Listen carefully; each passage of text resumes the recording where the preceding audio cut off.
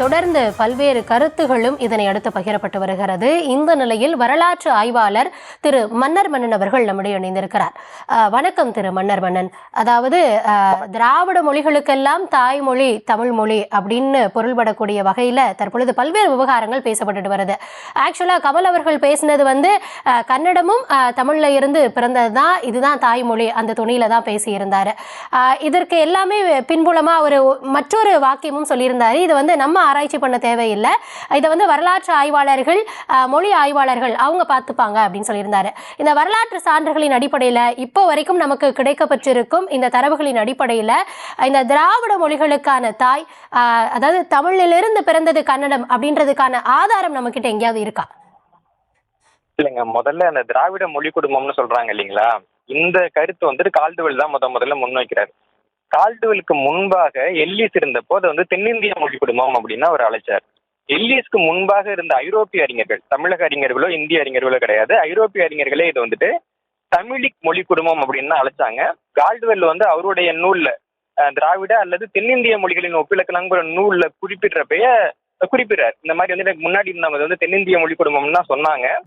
இதை நியாயமா தமிழிக் மொழி குடும்பம்னா நாம சொல்லணும். இருந்தாலும் கூட இந்த தமிழ் மொழி குடும்பம்னு சொன்னா அது சிலருக்கு ஒவ்வாமையா இருக்குன்றதுனால நான் இது திராவிட மொழி குடும்பம்னு சொல்றேன் அப்படின்னு கால்டுவெல் அவர்களே சொல்லியிருக்கிறாரு. நியாயமாக இதுக்கு தமிழ் மொழி குடும்பம்ன்ற பேர் தான் இருந்திருக்கணும். அந்த பேரை மாத்தி திராவிட மொழி குடும்பம்னு வச்சவே நம்ம எதிர்ப்பு தெரிவிச்சிருக்கணும்.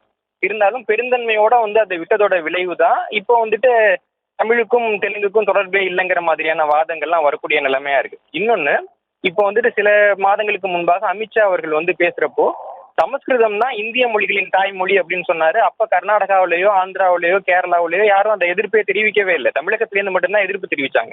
ஆனா சமஸ்கிருதம்ங்கிறது மொழியியல் அடிப்படையில ஒரு ஐரோப்பிய மொழி குடும்பத்துல ஈரானிய மொழி குடும்பத்துக்கு கீழே வரக்கூடியதா சமஸ்கிருத மொழி. இதை பத்தி நிறைய ஆய்வாளர்கள் சொல்லியிருக்காங்க. அப்போ ஒரு ஐரோப்பிய மொழியை உங்க மொழிக்கு முன்னோடியாக இருந்ததுன்னு சொல்றப்ப எதிர்ப்பு தெரிவிக்காதவங்க தமிழ் மொழி மூத்தது அப்படின்னு சொல்றப்ப எதிர்ப்பு தெரிவிக்கிறாங்க அப்படின்றதுக்கு பின்னாடி இருக்கக்கூடிய உளவியலை நம்ம புரிஞ்சுக்கணும். ஏன்னா ஒவ்வொரு ஆண்டும் 1000 கோடி ரூபாய் சமஸ்கிருதத்துக்கு வளர்ச்சி நிதியாக ஒதுக்கப்படுது. அதை வச்சுட்டு அவங்க என்ன பண்றாங்கன்னா சமஸ்கிருதம் தான் மற்ற எல்லா மொழிகளுக்கும் தாய்ங்கிற பிம்பத்தை ஏற்படுத்துறதுக்கான நிறைய வேலைகள் நடக்குது. ஆனா தமிழுக்கு அந்த மாதிரியான எந்த நிதியும் ஒதுக்கப்படுறது இல்லை. இன்னொரு பக்கம் தமிழ்நாட்டுல 9ஆம் வகுப்பு பாடநூல்ல என்ன கொடுத்துருக்காங்கன்னா திராவிட மொழி குடும்பத்துல தமிழும் ஒரு மொழி அப்படின்னு கொடுக்கப்பட்டிருக்கே தவிர, திராவிட மொழியினுடைய கூறுகளை கொண்ட மொழி அப்படின்னு தமிழ் கொடுக்கப்பட்டிருக்கே தவிர, தமிழ் தான் திராவிட மொழிகள்ல தாய், தமிழில் இருந்து வந்ததுதான் திராவிட மொழிகள்னு தமிழ்நாட்டு அரசினுடைய பாடநூல்லையே நம்ம கொடுக்கல.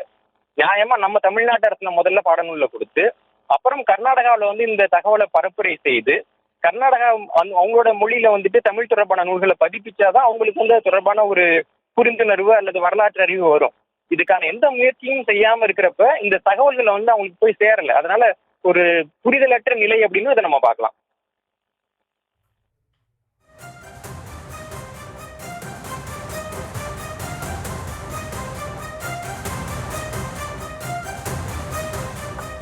நன்றி திரு மன்னர் மன்னன். இந்த தருணத்தில் இணைப்பில் வரலாற்று ரீதியாக தமிழ் மொழிக்கு இருக்கும் வரலாறு என்ன, திராவிட மொழிகள் அதுல மூத்த மொழி தமிழ் அப்படின்றதுக்கு என்ன ஆதாரங்கள் இருக்கிறது, இது போன்ற விவரங்களை வழங்கியமைக்க மிக்க நன்றி.